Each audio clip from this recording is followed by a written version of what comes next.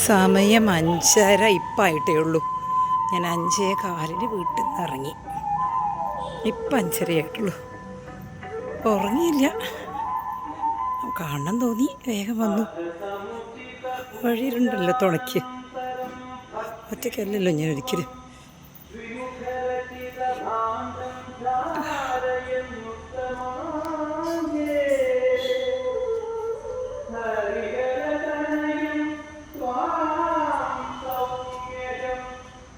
ഈശ്വര, ഉള്ളിക്ക് കയറും. ഞാൻ കുളിച്ചിട്ടൊക്കെ ഉണ്ട്. ഉള്ളിക്ക് കയറൽ പതിവില്ല.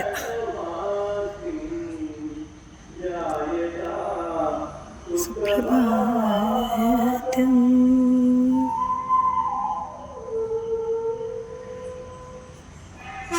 എനിക്കിന്ന് ഫുള്ളായിട്ട് വീഡിയോ എടുക്കണമെന്നുണ്ട്. തല കറങ്ങിയപ്പോൾ വീഴൂ.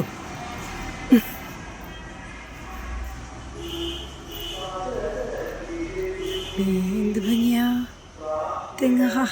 ചന്ത. ഓ, അതിൻ്റെ ഇടയിൽ കൂടെ ബൾബാ കത്തുന്നത് എന്തോ. പക്ഷേ സൂര്യനെ പോലെ ഉണ്ട്.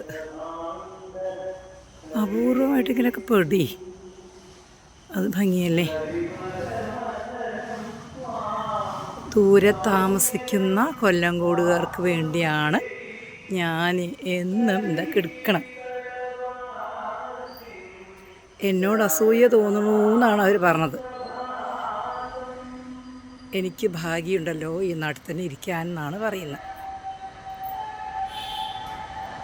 ശരിയാണ് തോന്നും, അല്ലേ? ഇതല്ലേ നല്ലത്.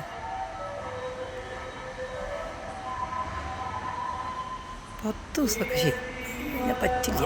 അന്യനാടൊന്നും ഇതുപോലെ അവിടെ ശുദ്ധവായുണ്ടോ? കാറ്റുണ്ടോ? വെള്ളമുണ്ടോ? മഴയുണ്ടോ? ഒന്നുമില്ല. പൈസയുണ്ട്, അതുകൊണ്ട് ഇതൊന്നും ഇല്ലാണ്ട് അവിടെ പോയി പട്ടിണി കടന്ന് രോഗവും കൊണ്ട് നാട്ടിലേക്ക് വരും. ആ സമ്പാദിച്ച പൈസ മുഴുവനും ചിലവാക്കണ്ടേ രോഗങ്ങൾക്ക് വേണ്ടി?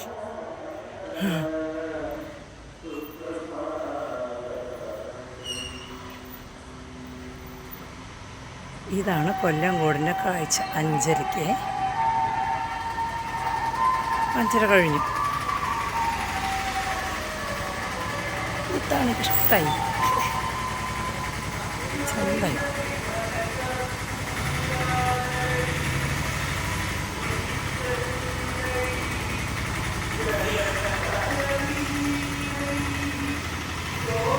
എത്തിയല്ലോ ശാന്തി. കണ്ടില്ലേ നമുക്ക്?